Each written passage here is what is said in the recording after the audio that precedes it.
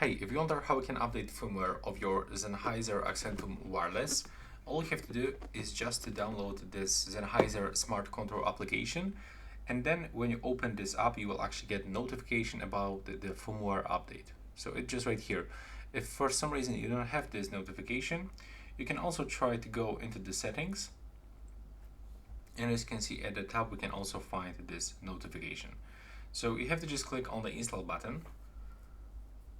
Now we can find the current version, the next version, and the download size. So click continue, and as you can see, we've got the information that the update will take about 3 minutes.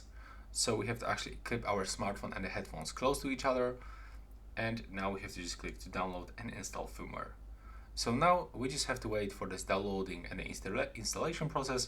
If you've got any pop-up notifications, you have to just accept all of them, and now just wait for it.